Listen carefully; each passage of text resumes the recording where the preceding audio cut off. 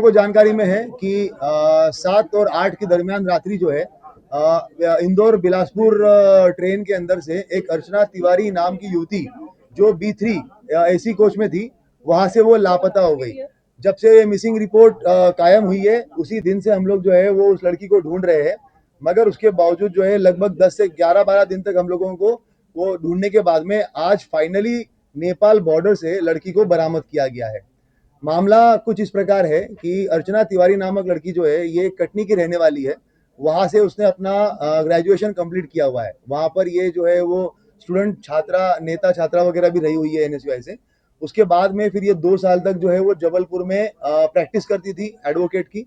उसके बाद इंदौर में ये पिछले 1 साल से एडवोकेट की वकीली वकालत कर रही थी।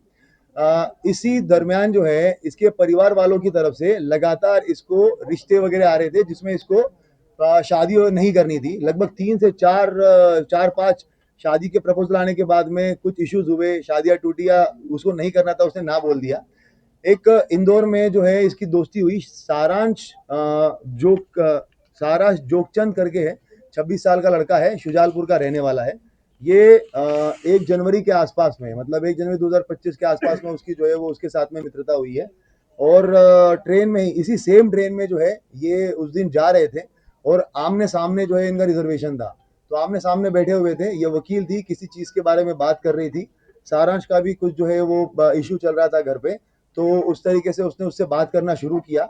उसके बाद में बातें जो है वो और भी जो इसके लीगल इश्यूज थे, इसने अपना ड्रोन कंपनी का एक कुछ प्राइवेट लिमिटेड कंपनी बनाने के लिए ये प्रयास कर रहा था इंदौर में। तो उसके लीगल डॉक्यूमेंट को लेकर इन आपस में बातचीत होना शुरू हो गई और उसके बाद में फिर इनकी लगातार बातें शुरू हो गई। जब ये घटना दिनांक जो 7 तारीख है, उसके पहले इसके माता पिता ने और इसके बड़े ताऊ ने जो है वो एक तहसीलदार पटवारी के साथ में इसका रिश्ता फिक्स कर लिया था। उस टाइम पे परिवार के साथ में इसकी लंबी कहासुनी हुई है।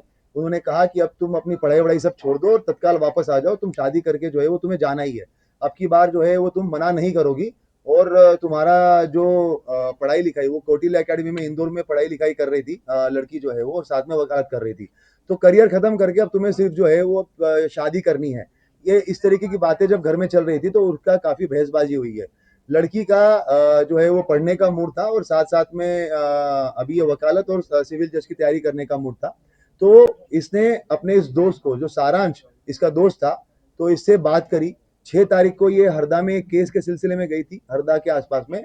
वहीं पे ढाबे पे बैठ के एक तेजिंदर करके है, तेजिंदर सिंह और सारांश और लड़की, इन तीनों की बैठ के बात हुई। वहां पे इन लोगों ने प्लान किया कि किस तरीके से जो है अगर हम लोग मतलब बेसिकली ये छोड़ के भाग जाना है। तो ये डिसाइड हुआ कि ये इंदौर से बैठेगी। उसके बाद में फिर जब ये ट्रेन में बैठी है तो इसने सारांश को फोन किया है। कपड़े जो है वो, सारांश शुजालपुर में रहने वाला है सारांश, और इंदौर में अप डाउन करता है। वहां से ये कपड़े खरीद के लेके आया उसके। ये एक अपनी XUV 700 XUV गाड़ी से जो है वो बाय रोड वहां पे इटारसी तक आया और नर्मदापुरम तक आया। नर्मदापुरम में इसको तेजिंदर मिला। तेजिंदर के साथ में इसने उसको कपड़े दिए। तेजिंदर जो है वो नर्मदापुरम में ट्रेन में बैठा हुआ है। ट्रेन में बैठने के बाद में इसने लड़की को कपड़े दिए। उसके बाद में जो सारांश है, ये लड़का पहुंचा इटारसी बाय रोड। उसके बाद लड़की ने जो है वो अंदर ही अंदर कपड़े वपड़े चेंज किए ताकि उसको कोई पहचान ना सके। उसके बाद में ये A2 B3 कोच में ये थी, मगर ये A2 कोच से अलग से बाहर निकली इटारसी में। इटारसी में ऐसे बाहर निकली कि क्योंकि तेजिंदर को पूरा पता था कि कैमरे का सिस्टम कहाँ कहाँ पे है और कहाँ पे नहीं है। तो आउटर एरिया में इसने जो है वो लड़की को उतारा और वहां से उसको लेके चला गया। और बाहर जो है वो सारांश वेट कर रहा था। सारांश वेट कर रहा था तो वहां पर उसने जो है वो लड़की को लेके जाकर सारांश को दे दिया। लड़की ने अपने मोबाइल और घड़ी जो है वो तेजिंदर को दे दी और बता दिया कि भाई इसको जो है ये आपका बागतवा और मिडघाट वाला जो एरिया है उस तरफ कहीं तो फिकवा देना, ताकि ये बात हो जाएगी। तेजिंदर से उसने ये भी बात की थी कि हम लोग 3-4 लड़कों से एक रिपोर्ट लिखवा देंगे कि भाई कोई तो लड़की वड़की जो है वो यहाँ पे गिर गई है करके ऐसा। और ट्रेन में जब आगे गाड़ी वाड़ी रहेगी तो वहां पर हम लोग जो है वो कंप्लेन करवा देंगे। ये सारी बातें हो गई और उसके बाद में उसको मोबाइल और घड़ी वगैरह दे दिया। लड़की जो है वो सारांश के साथ में आगे चली गई। कोइंसिडेंटली सारांश ने एक व्यक्ति को भी साथ में लेके आया था, तो वो भी, उसको भी हम लोगों ने राउंड अप करके उससे बयान वयान लिए हुए हैं। वो चश्मदीद गवाह है। उसके बाद में घटना ये हो गई कि तेजिंदर को उसी टाइम पे दिल्ली की पुलिस उठा के लेके चली गई। क्यों? कारण तेजिंदर जो है वो किसी फ्रॉड के मामले में आरोपी था। तो उसी रात, सेम रात को 1 बजे जो है वो ये घटनाक्रम होता है और अगले 1 घंटे में तेजिंदर को पुलिस उठा के लेके चली जाती है।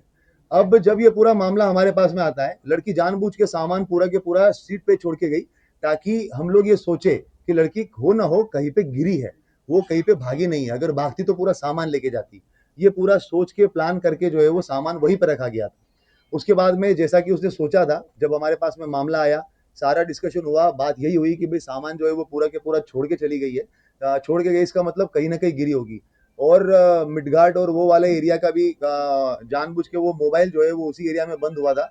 तो हम लोगों ने वहां पर पूरा सर्चिंग ऑपरेशन भी चलाया, पूरे थानों में भी हम लोगों ने बात करी, वो सारी चीजें करी। मगर उसी टाइम पे एक चीज और, सारांश के साथ में जब बात हुई थी तो स्टार्टिंग में जब जनवरी में उसकी बातें हुई थी तो कॉल पे बात होती थी, मगर उसके बाद में व्हाट्सएप कॉल हुआ था।